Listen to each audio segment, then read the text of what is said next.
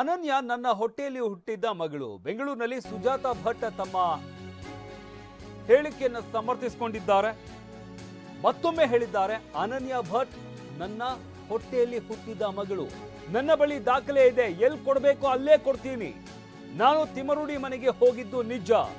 ತಿಮರುಡಿ ಮನೆಯಲ್ಲಿ 4 ದಿನಗಳು ಇದ್ದೆ, ಆಶ್ರಯ ಕೊಟ್ಟಿದ್ರು. ನನಗೆ ದೂರು ಕೊಡಿ ಅಂತ ಯಾರೂ ಹೇಳಿಲ್ಲ. SIT ತನಿಖೆ ಮಾಡಿದ್ರೆ ಎಲ್ಲಾ ದಾಖಲೆಯನ್ನ ಕೊಡ್ತೀನಿ ಅಂತ ಹೇಳಿದ್ದಾರೆ. ಡೇಟ್ ಆಫ್ ಬರ್ತ್ ಸರ್ಟಿಫಿಕೇಟ್ ಇದೆ, ಎಲ್ಲಾ ದಾಖಲೆ ಬೇರೆಡೆ ಇಟ್ಟಿದ್ದೇನೆ. ಯಾವಾಗ ಕೊಡಬೇಕೋ, ಯಾರಿಗೆ ಕೊಡಬೇಕೋ ಅವರಿಗೆ ಕೊಡ್ತೀನಿ ಅಂತ ಸುಜಾತಾ ಭಟ್ ಹೇಳಿಕೆಯನ್ನ ನೀಡಿದ್ದಾರೆ.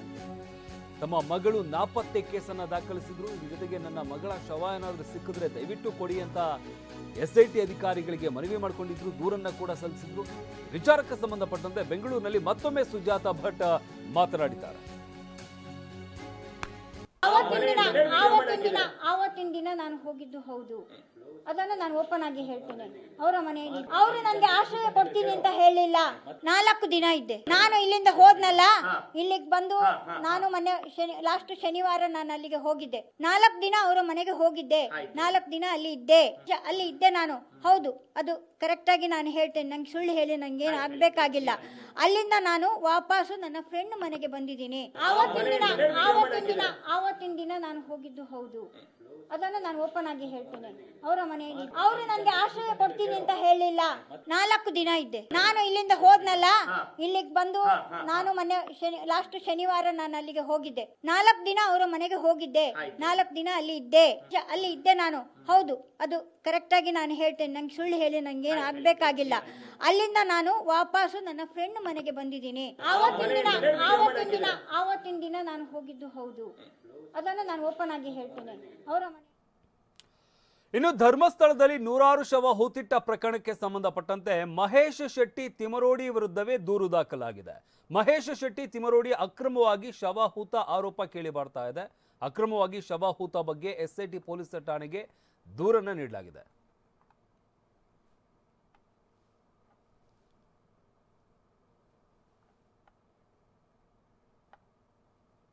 ಆವತ್ತಿನ ದಿನ ನಾನು ಹೋಗಿದ್ದು ಹೌದು, ಅದನ್ನು ನಾನು ಓಪನ್ ಆಗಿ ಆವತ್ತಿನ ದಿನ ನಾನು ಹೋಗಿದ್ದು ಹೌದು, ಅದನ್ನು ನಾನು ಓಪನ್ ಆಗಿ ಹೇಳ್ತೇನೆ. ಅವರ ಮನೆಯಲ್ಲಿ ಅವರು ನನಗೆ ಆಶ್ರಯ ಕೊಡ್ತೀನಿ ಅಂತ ಹೇಳಿಲ್ಲ.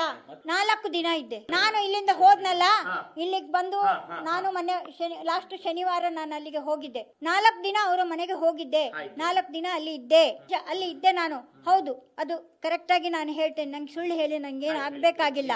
ಅಲ್ಲಿಂದ ನಾನು ವಾಪಸ್ಸು ನನ್ನ ಫ್ರೆಂಡ್ ಮನೆಗೆ ಬಂದಿದ್ದೀನಿ. ಆವತ್ತಿನ ದಿನ ನಾನು ಹೋಗಿದ್ದು ಹೌದು, ಅದನ್ನು ನಾನು ಓಪನ್ ಆಗಿ ಹೇಳ್ತೇನೆ. ಅವರ ಮನೆಯಲ್ಲಿ ಅವರು ನನಗೆ ಆಶ್ರಯ ಕೊಡ್ತೀನಿ ಅಂತ ಹೇಳಿಲ್ಲ.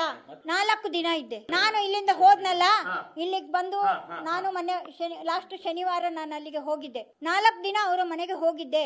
4 ದಿನ ಅಲ್ಲಿ ಇದ್ದೆ ನಾನು. ಹೌದು, ಅದು ಕರೆಕ್ಟ್ ಆಗಿ ನಾನು ಹೇಳ್ತೇನೆ. ನಂಗೆ ಸುಳ್ಳು ಹೇಳಿ ನಂಗೆ ಏನು ಆಗ್ಬೇಕಾಗಿಲ್ಲ.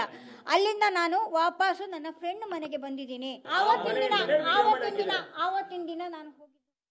ಅನನ್ಯ ಭಟ್ ಅನಿಲ್ ಭಟ್ಗೆ ಹುಟ್ಟಿದ ಮಗಳು. ಯಾವಾಗ ಮದುವೆ ಆಯ್ತು ನಿಮ್ಮ ಅನಿಲ್ ಭಟ್ ಅವರಿಗೆ? ಯಾವಾಗ ಮದುವೆ? 82-83 ಅಲ್ಲಿ. ಅನಿಲ್ ಭಟ್ ಅವರು ಯಾವ ಊರವರು? ಅವರು ಮಂಗಳೂರಿನವರು. ಮಂಗಳೂರಲ್ಲಿ ಎಲ್ಲಿ ಸ್ಪೆಸಿಫಿಕ್ ಆಗಿ? ಸುರತ್ಕಲ್ಲು. ನಿಮ್ಗೆ ಅವ್ರು ಹೇಗೆ ಪರಿಚಯ ಆಯ್ತು? ಹಾಗಾದ್ರೆ ಅನಿಲ್ ಭಟ್ಗೂ ನಿಮ್ಗೆ ಹೇಗೆ ಪರಿಚಯ ಆಯ್ತು? ಲಿವಿಂಗ್ ಟುಗೆದರ್ ರಿಲೇಶನ್ಶಿಪ್ ಅಂದ್ರೆ ಹೇಗೆ ಪರಿಚಯ? ಅವರು ನನಗೆ ಲಿವಿಂಗ್ ಟುಗೆದರ್ ಅಂತ ನಾನು ಹೇಳಿಲ್ಲ. ಅವರು ನನ್ನ ಗಂಡ. ಅವರು ಮನೆಯಲ್ಲಿ ಯಾರಿಗೂ ಗೊತ್ತಿಲ್ಲ. ನನ್ನ ಹತ್ರ ಫೋಟೋ ಯಾರು ಐಡಿಯಾ ಕೊಡ್ಲಿಲ್ಲ. ನನ್ನ ಮಗಳನ್ನ ನನ್ನ ಮಗಳಂತ ಹೇಳ್ಬೇಕು. ನಾನು ಒಂದು ಪಾಸ್ಪೋರ್ಟ್ ಸೈಡ್ ಒಂದೇ ಒಂದು ಫೋಟೋ ಇಟ್ಕೊಂಡಿದ್ದೆ. ಮಗು ಹುಟ್ಟಿದಾಗಿಂದ ಒಂದು ನಾಮಕರಣ ಆಗ್ಲಿ, ಒಂದು ಏನು ಮಾಡಿಲ್ಲ, ಒಂದು ಫೋಟೋ ಇಲ್ವಾ ಅಂತ.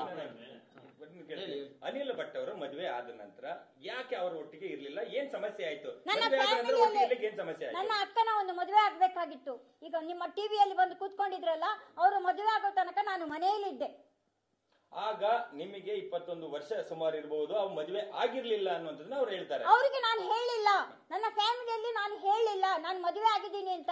ಅದೇ ಒಂದು ದೊಡ್ಡ ಪ್ರಶ್ನೆ ಆಗಿತ್ತು. ಇವಾಗ ನಾನು ಯಾವ ದಾಖಲಾತಿಗಳನ್ನ ನಾನು ಬೇರೆ ಕಡೆ ಇಟ್ಟಿದ್ದೀನಿ.